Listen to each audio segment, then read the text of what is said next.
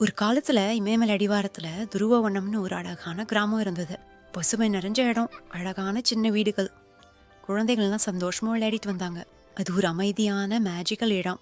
அந்த ஊர்ல எக்ஸ்பீரியன்ஸ்டு முனிவருங்க அவங்க ஒய்ஃபுங்களோட வாழ்ந்துட்டு வந்தாங்க. அவங்க துருவவனத்துல யாகம்லாம் சக்சஸ்ஃபுல்லா பண்ணுவாங்க. அவங்க ரொம்ப பவர்ஃபுல். அவங்களுக்கு மந்திர சக்தி எல்லாம் தெரியும். தேவர்கள் எல்லாம் அவங்களுக்கு பயந்தாங்க. அதனால அந்த முனிவர்களுக்கு ரொம்ப சந்தோஷம். நம்மள நம்பிதான் தேவர்களே இருக்காங்க அப்படின்னு ரொம்ப பெருமை. அவங்களுக்கு பக்தி இருந்தது. ஆனா அது கூட அவங்களுக்கு அகங்காரமும் இருந்தது. அவங்க ஒரு நாள் ஈவினிங் வாக்கிங் போகும்போது பேசிக்கிட்டே போறாங்க. ஹஹா, நம்மள மாதிரி யாராலையும் யாகம் செய்ய முடியாது தெரியுமா? We are the best. நம்ம ஒய்ஃபுங்க எவ்வளோ பதிவிரதையா இருக்காங்கல்ல. நம்மள மாதிரி ஹஸ்பண்ட் அவங்களுக்கு கிடைக்கிறது ரொம்ப கஷ்டம். அவங்க கொடுத்து வச்சவங்க நம்ம ஒய்ஃபா இருக்கிறதுக்கு. சிவபெருமான் அவங்க பேசுறதெல்லாம் கவனிச்சுக்கிட்டே இருந்தாரு. சரி, இவங்களுக்கு ஒரு நல்ல பாடம் கற்பிக்கணும் அப்படின்னு சொல்லிட்டு ஒரு ஏழை பிக்ஷாடனன் உருவத்துல ஊருக்குள்ள மெதுவா நடந்து வந்தாரு. அவர் கையில ஒரு பழைய பிச்சை எடுக்கிற பாத்திரம் இருந்தது. ரொம்ப சிம்பிளான ட்ரெஸ் தான் போட்டிருந்தாரு.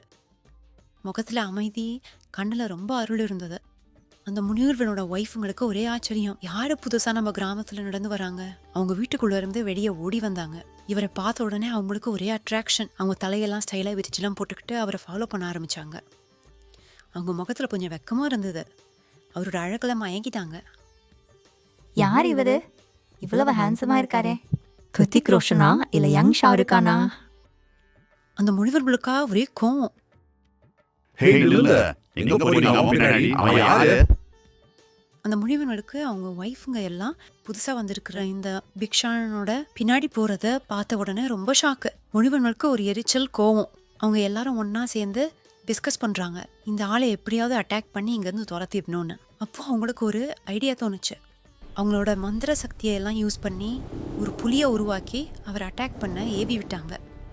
அந்த பிக்ஷாடரனும் அந்த புலியை ஈஸியா மயக்கி புலித்தோலை எடுத்து அவர் இடுப்புல கட்டிக்கிட்டாரு.